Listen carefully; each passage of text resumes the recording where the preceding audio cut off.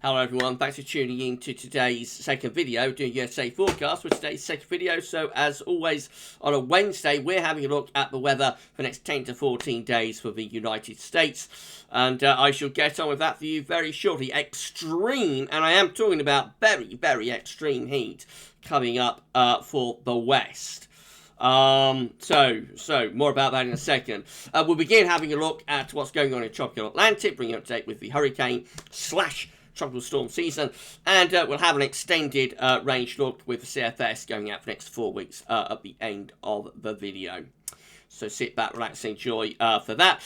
Just say that the first video release today was our nice little 7 AM upload. We've got a look at the GMA seasonal model coming up to the UK and for Europe in an hour or so's time.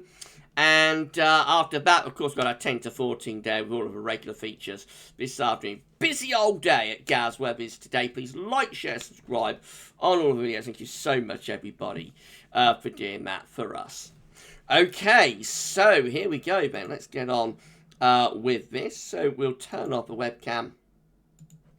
And I think we'll see what's going on in the tropical Atlantic to begin with. So we have got a disturbance area here from this chart from the National Hurricane Center, this yellow X just here. That is actually disturbance 1, with just a 20% chance of cyclone formation in the next 48 hours and a 20% chance in the next 5 days. I don't think we have to worry too much about that system. So I don't think that's going to impact the United States. Let's see what the latest GFS run is forecasting in terms of, the tropical Atlantic in terms of mean sea level pressure for the next couple of weeks. So just so you know where everyone is, so this is like the east coast of America just here. That's Florida there. That's the Gulf Coast just here. This is going to be the Caribbean. This is like the tropical Atlantic just here. And then we've got Africa just here. Spain is just there. And actually you see UK and Ireland right in the far top right hand corner of the chart as you're looking at it. Okay, so of course the primary focus is the disturbance area, and that is this little area of low pressure just here, this little trough that's developed. So let's run through, see what happens with that, and then more generally. So that area of low pressure continues to be meandering towards the Windward Islands. It's just there as we get through into Thursday. Again, it's not developing particularly into a tropical storm. Certainly not into a hurricane, just an area of cloudiness and thunderstorms, most likely. Meanwhile, there's not much else happening in the tropical Atlantic. We have got an area of low pressure here around the Azores, but I don't think that, well, it's like subtropical Atlantic. I don't think that will develop into anything. There is like a tropical storm or something just here off Mexico. That's in the Pacific, though, not directly impacting the Atlantic. So let's carry on running through. Now, there's another little area of low pressure that we see developing here. Up to Sunday now, there's another little area of low pressure, of a trough that's developing just here. Remember, how these storms and hurricanes begin their genesis is just as areas of cloud and thunderstorms really moving off Africa towards and into the Cabo Verde Islands. And then from those thunderstorms, as they gradually drift through the warm waters of the tropical Atlantic, they pick up more and more energy and can then start developing from just troughs of thunderstorms into areas of low pressure, and from areas of low to tropical storms, and from tropical storms to hurricanes. But initially they will just begin their life and their genesis as very, very innocuous looking troughs of low pressure coming off the coast of Africa a lot of the time. So we have one of those just there. It doesn't look like that's developing into anything, but of course it does need to be kept a close eye. And there is another area of low pressure across the northern coast of southern America as well. If that moves out into the Gulf of Mexico, that could develop in something. Not much happening really as we go up towards the end of June. This is 30th of June. Looks like we just keep these areas of thunderstorms, these troughs going.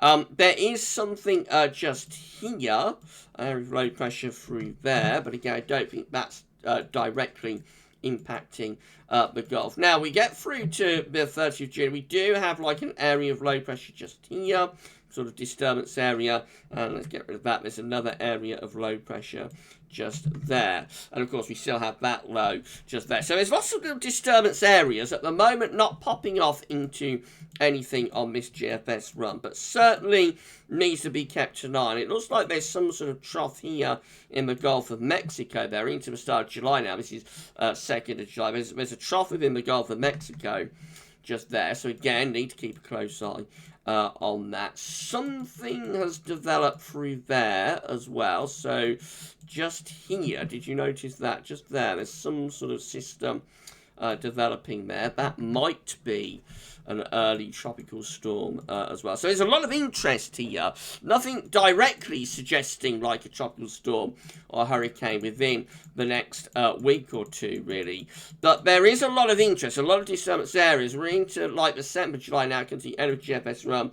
Another little trough is through there.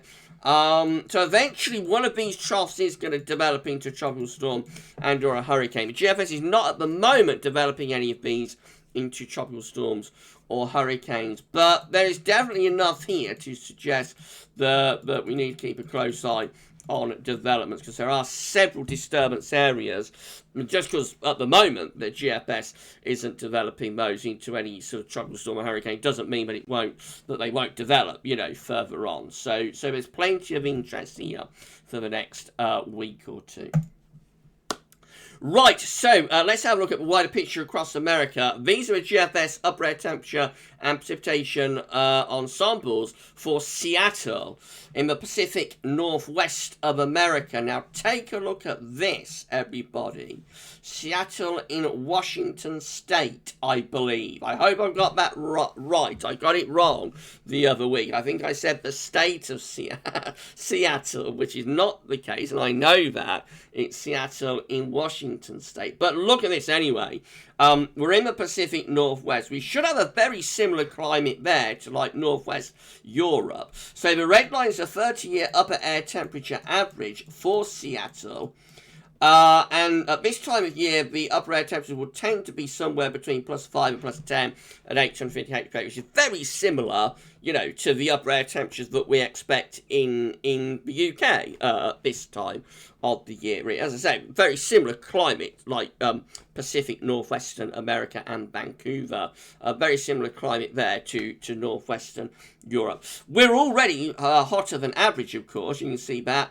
We're around 15 degrees at 850 hPa. That is nothing compared to the heat that is coming, because as we get through the weekend and into the early part of next week, look at this, the upper air temperatures for Seattle are rising to between +25 and +30 degrees at 850 hPa, which is extraordinarily hot. I don't know if that is a record, but it must be getting very, very, very close to an all-time record in terms of upper air temperature, almost certainly for surface temperatures for Seattle. That will almost certainly, I would have thought, anybody from Seattle watching this, please let me know, or from the Pacific Northwest of America, please let me know. But I would have thought that's going to get the temperature at least to 100 Fahrenheit, possibly even higher than 100 Fahrenheit. Of course, you expect that kind of heat in like California and Arizona and Nevada and New Mexico, further south into the southwestern part of America. But up in the far northwestern corner, that is very, very hot, I have to say, and it must be getting close to a record. So extreme heat, a really extreme heat spike coming up for the Pacific Northwest over weekend and into next week. And then just a very gradual drop in temperature, but it is a slow old drop. It certainly isn't an immediate process at all. So from this extreme heat peak, we sort of just gradually slide down. So it takes around 4 or 5 days to go back to 20 degrees at 850 hPa, which is, again, it's very hot for this part of America. And it's not really until right at the very, very end of the ensemble graph, which gets us to like the 8th of July. It's not until then that we see those upper air temperatures returning back close to average. But this is a very, very extreme heat wave that is coming up for western parts of America in the next few days. I do mean really extreme. Even for like hot places in the southwest, it's going to be extreme. But for the northwest, where it's typically quite cool, close to the Pacific, North Pacific, going to be very extreme. Precipitation-wise, also going to be very dry over the next few days as well. So really hot and dry in Seattle. Again, may expect quite a bit of rain in that part of America, as we do in northwestern Europe. Does gradually start to get a little bit more unsettled as we move into early July, but even then, looking relatively dry, I have to say. So, yeah, very, very hot and dry conditions for Western America coming up. You see this with a temperature anomaly for the next week. This is the temperature anomaly for the states, taking us from the 22nd of June to the 30th. Look at this. Many eastern states actually rather cooler than average. So in the east, from the breadbasket, in the Midwest, into the eastern states, away from the far northeast, below average. Out in the west, much hotter than average, particularly so in the northwest, where we are around 16 to 20 Fahrenheit above average. Wow. That is extraordinarily hot for western and northwestern parts of America in the week ahead. Precipitation-wise, again, it does vary from state to state, but largely on the drier than average side, many of these western, particularly northwestern states, a little bit wetter than average, interestingly, in the southern states like Texas, where you will think it's going to be very dry at this time of year. Actually, it looks rather wet, particularly through northern parts of Texas. And then come up in towards the Midwest, and, looking quite wet there. That's going to be because of thunderstorms. Eastern parts of America do look a little bit drier through there. Varies from state to state, but overall, very dry in the northwest, but also, interestingly, towards the east as well. Right, so let's see what's going to happen then. It looks quite exciting, doesn't it? This is how the situation looks today on Wednesday. So already the heat is building out in the west, but of course the extreme heat has not yet arrived. Got a ridge over on the east side of America. That's starting to pull hotter air up from the south in towards the central states. That's how the upper air temperatures look. So again, already the heat is there in the southwest, up in towards the Rocky Mountain states. The northwest is pretty warm, but nowhere near as hot as it is going to get. This is just like standard sort of warm, hot weather with the 15 Celsius ice pattern. But wait and see what's going to happen there in a few days' time. Through the Midwest and into the east, actually it looks relatively cool with those upper air temperatures. Now, over the next couple of days, we're going to start bringing up some warmth from the south as this ridge builds off the east coast of America. That's going to allow the Midwest and the east to begin to turn hotter. But at the same time, that might start to trigger thunderstorms. There's an area of low pressure developing here through the Midwest. That will probably start to trigger thunderstorms through much of the central and eastern Midwestern part of America. Same time, the heat is there in the southwest. It's getting hotter all the time up the western side, but nowhere near as hot as it will get in a couple of days' time. Into the weekend, this trough of low pressure takes thunderstorms eastwards, pulling up some quite hot air ahead of those storms, though, at the eastern side. And look at the heat building then in the west through the weekend. So this is Sunday, I should say, by which time very, very extreme heat has started to move up from the south, from Mexico, up the western side. I mean, we expect this for like Nevada, probably for California, but look how far north this heat is getting. We are moving the plus 25 Celsius isotherm to the Canadian border. Extraordinarily hot. At the same time, though, this trough of low pressure triggering heavy rain and thunderstorms through the central and midwestern states. Actually looks relatively cool through there, really, doesn't it, with the upper air temperatures. A little bit warmer over towards the eastern coast of America. Into about next week, again, the heat wave just goes on. Look at that. Absolutely extraordinary how far north we are pushing that plus 25 Celsius isotherm into western parts of Canada, southwestern parts of Canada, which has got to be very, very unusual.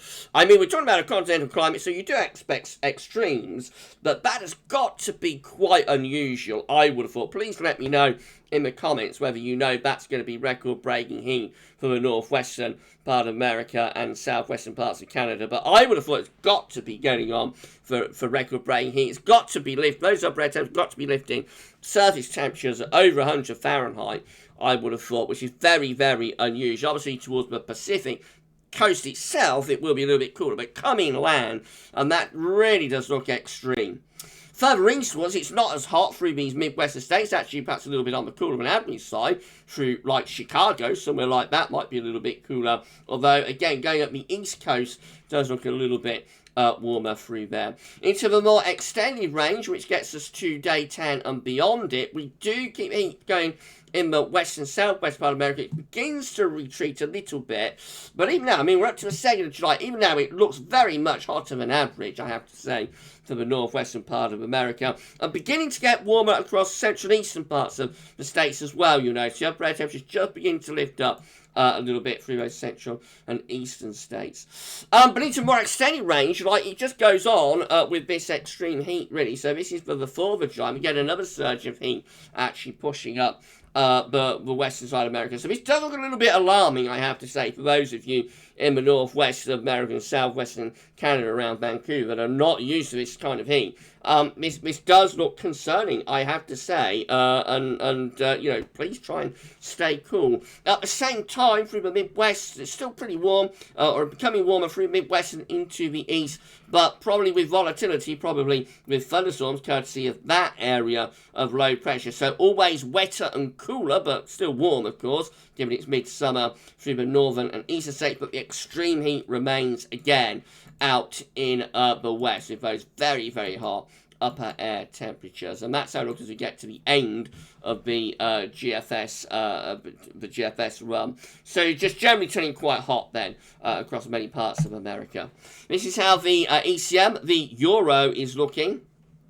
So again, we find that we're beginning to draw up some warmth into the eastern and northern parts of America temporarily over the next few days. It will start to trigger low pressure, though, that could bring volatility. So at the end of the week, I mean, the Midwest into the east, increasing risk of thunderstorms. At the same time, the west-southwest, the heat is building through there. And into the early part of next week, or over weekend into next week, have this area of low pressure through the Midwest, gradually transferring eastwards, taking heavy showers and thunderstorms eastwards. At the same time, the heat is surging up the western side. That's how the upper air temperatures look on Monday, with the euro very much in line with the GFS. Again, extreme heat just surging northwards from Mexico all the way up to Canada. I mean, it is still warm, don't get me wrong, through the Midwest and the east, but it's nothing more than you would expect. Given that it's like midsummer, it's continental climate, so you expect it to be warm. But the surge of heat we see here from Mexico to Canada really does look very extreme that we have out in the west. And of course, with the slightly lower temperatures from the Midwest into the east, there will be risk of thunderstorms with that as well, under a shallow trough of low pressure. That's how we're going to get to day 10. So by that point, we've still got very high temperatures, you know, really hot upper air temperatures through most of the west and going up in towards Canada. It looks like the Pacific coast is beginning to cool down in the northwest slightly, a little bit of relief there coming in off the North Pacific, but overall quite a hot scene still for the west. And becoming warmer actually with time over on the eastern side of America as well. Right, so let's have a look at the extended forecast before we go. So we'll look at CFS-V2. These are 500 millibar heights broken down to week periods. The first week period takes us from the 22nd, 28th of June. So this is the ridge that's causing the heat in the west and in the northwest, like a bubble of heat with that area of high pressure. At the same time, we've got low pressure, though, digging in through the Midwest and the northern states. So the jet stream going to be doing something a little bit like that. And it means that for like these northern, northeastern states, it's actually cooler. But in the west and the northwest, it's really, really hot. Going through to week 2, which is going to be the 29th of June to the 5th of July. Still with that reach to the west, but just pulls a little bit more towards the Pacific coast, but might start to allow something a little bit cooler and fresher to come in to the far northwestern states. So ridge extending through towards more east areas too, probably beginning to lift the temperature up in the east. Get through to week 3, which is going to be the 6th through to the 12th of July. High pressure then is repositioned away to the northwest. There might actually be a bit of a trough of low pressure digging in through here. That would bring a breakdown and welcome relief to the northwest. At the same time, a ridge is building over towards the east and northeastern part of America. That might start to pull hotter air up from the south into the east. And then week 4 is going to be the 13th to the 19th of July, with high pressure then towards the west. But in a more typical position, that will bring very hot weather probably to like California, Nevada, where you expect it to be hot. There might be a trough through here as well, bring something a bit cooler and more unsettled to eastern and northeastern states. Temperature anomalies look like that. Actually, many parts of America cooler than average in the weekend, certainly in these eastern, northeastern states, below average temperatures from 22nd, 28th of July. But look how hot it is in the west and in the northwest. And most of Canada actually looks extremely hot there with those temperature anomalies. And still very hot in the west and the northwest into week 2 as well. This is 29th of June to the 5th of July. Still really hot in the west and in the northwest. Just becoming a little bit cooler through the southern states and warming up actually in the northern and northeastern states. Week 3 sees a change. So it begins, I mean, it's still a little bit warmer than average here in the northwest in week 3, but it is lowering. The anomaly is lowering. That will be a welcome relief by the 6th through to 12th of July. Just generally the warmth expands out. I suppose the heat that gets bottled up in the west and the northwest just generally pushes across the states into week 3, and most areas go hotter than average, but actually it starts to cool down slightly where the heat originates from in the west. But another surge of heat may be suggested here in week 4, 13th to the 19th of July. Another surge of heat may be suggested up this western side. At the same time, the central, southern, eastern states actually look a little bit cooler. And then lastly, precipitation. Again, it's relatively wet through many parts of America in week ahead from the 22nd, 28th of June. Lots of heavy showers and thunderstorms through the Midwest and into the east and the southeast in particular. Hotter, or drier, I should say. Well, it will be hotter, but also drier towards the northwest, though. Week 2 is the 29th of June to the 5th of July. And that one is looking generally a little bit wetter than average in many parts of America. There's going to be lots and lots of thunderstorms being triggered by all of this hot weather, clearly, except in the northwest, where we've established it is pretty dry.